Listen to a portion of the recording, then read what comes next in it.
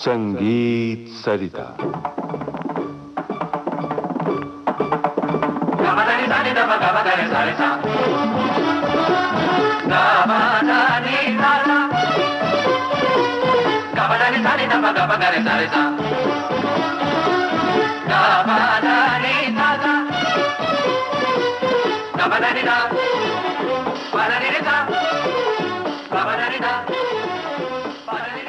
आजकल हमारे संगीत सरिता के श्रोता सुन रहे हैं राग किरवानी के अलग अलग रूपों की रोचक चर्चा प्रसिद्ध बांसुरी वादक और संगीतकार रघुनाथ सेठ से। तो आइए सुनते हैं राग एक रूप अनेक। नमस्कार। राग किरवानी के बारे में बातें करते हुए हमने आपको पिछले कार्यक्रम में कई रचनाएं सुनवाई कंठ संगीत के रूप में। आज वाद्य संगीत को लेकर हम चर्चा करते हैं और वाद्य संगीत में किरवानी का रूप कैसा एक अलग ढंग से परिवर्तित होकर के सामने आता है, इस पर विचार करते हैं। मेरा ख्याल है कि विचार करने की बात बाद में रखें, पहले हम आपको 2 रिकॉर्डिंग्स एक साथ सुनवाते हैं। एक उत्तर भारतीय शैली में जिसमें संतूर बजाया है शिव कुमार शर्मा ने,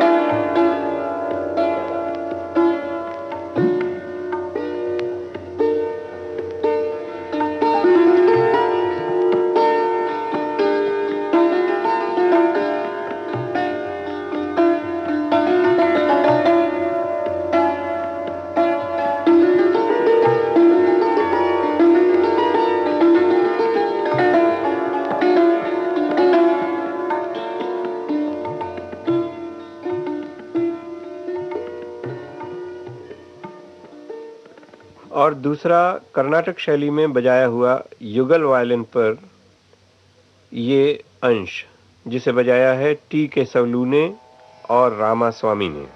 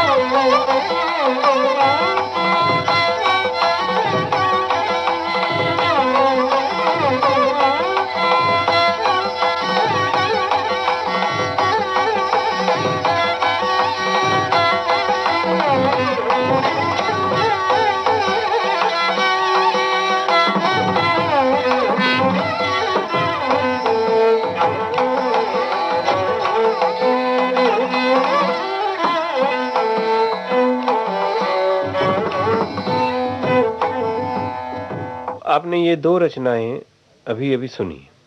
आइए अब हम इनमें समानता और विषमता के बारे में पॉइंट वाइज बात करें। जो उत्तर भारतीय शैली में संतूर बजाया था उसमें साथ में तबला बजा, और कर्नाटक शैली वाली में मृदंगम। दोनों के आवाज में अंतर है। आपने जैसा ध्यान दिया होगा कि संतूर की एक विशेषता है कि ताल की ओर ध्यान नहीं जाता है जब ये वाद्य बजता है। इसका इतना प्रभाव होता है कि आपके मन में अलग अलग दृश्य घूमने लगते हैं, और संतूर अपना एक अलग प्रभाव छोड़ता है। जबकि युगल वायलिन, जिसमें एक ऊपर के सप्तक में बजाया गया था और दूसरा मंद्र सप्तक में, दोनों एक साथ साथ इन्होंने बजाया था, उसकी रचना इतनी अच्छी थी कि और दोनों में तालमेल इतना था कि कहीं भी एक दूसरे से अलग नहीं हुए। लेकिन ये भी एक बात है कि वो गज वाद्य है और संतूर घन वाद्य है। घन वाद्य और गज वाद्य में अपना अपना अलग अलग एक रूप होता है। जैसे घन वाद्य में ये होता है कि स्ट्राइक किया और उसकी आवाज खत्म हो गई, तो जल्दी जल्दी उसको स्ट्राइक करना पड़ता है बार बार, ताकि स्वर कायम रह सके। जबकि गज वाद्य यानी गज से, ऐसे वाद्य जिन्हें गज से बजाया जाता है, वो जैसे सारंगी हुआ या वायलिन हुआ या इसराज हुआ, तो इनका एक स्वर बना रहता है और एक लौ बनी रहती है उनके वादन में।